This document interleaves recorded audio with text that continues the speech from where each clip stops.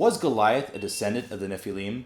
One of the things that has become apparent in making videos about Goliath is that some people are bothered with my assertion that Goliath was strictly human.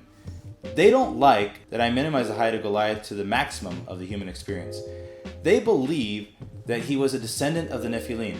The thing is, there is scriptural evidence to back up this claim.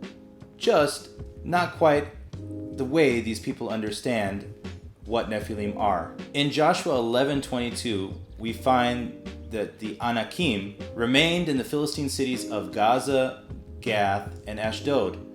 Anak is usually translated as giant. In Numbers 13:33, we find that the Anakim are billed as being descendants of the Nephilim.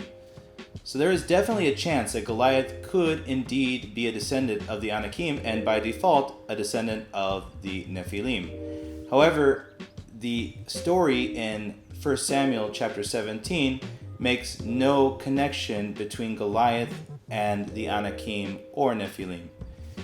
In 2 Samuel chapter 21 verses 19 through 22, there is a mention of Goliath from Gath, and it says that he was a descendant of the Repha.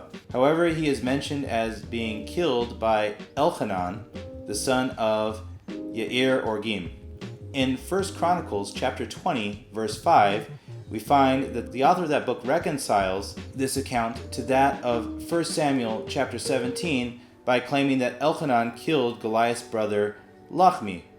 Most of the traditional Jewish commentators follow this approach. However, Rashi, who follows the Targum and the Talmud, mentions that Elchanan is just another name for David, and that this is a recap of his earlier exploits of killing Goliath. The Talmud also doesn't understand the Repha as Rephaim, but rather as a very unflattering term for Goliath's mother. Even if Goliath was a descendant of the Nephilim, that doesn't mean that he wasn't some non-human monster. It boils down to how we define what the term Nephilim means. The popular understanding of the term is based on the apocryphal book of Enoch and ancient Midrashic literature, which state that the Nephilim are descendants of fallen angels and thus a kind of superhuman hybrid giant.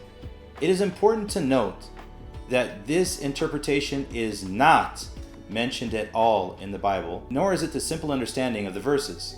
While this interpretation is certainly legitimate and ancient, it definitely runs contrary to the laws of nature. If you want to go more into the more rationalist approach to the Nephilim of Genesis 6:4, I suggest you check out this video on the topic right over here. In the context of Numbers 13:33, I prefer the interpretation of those that say Nephilim, and by extension the Anakim, refer to men of great stature who caused the hearts of men to fall. Or put simply, these were a tribe of people that were taller and broader than the average man.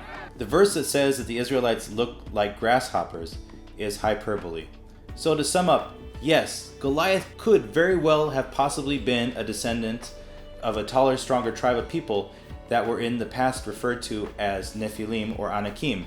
The book of Samuel makes no mention of the connection between these peoples and Goliath. It would be reasonable speculation at best to make the connection. Other scriptural evidence does indeed indicate that Goliath's family were exceptionally tall. That being said, we don't have to assume that they were the spawn of some supernatural union. What do you think? Let me know down in the comments. If you appreciate this type of scholarship, please consider smashing that like button. Check out these other videos on the topic right over here and here. Thanks for watching and have a wonderful day.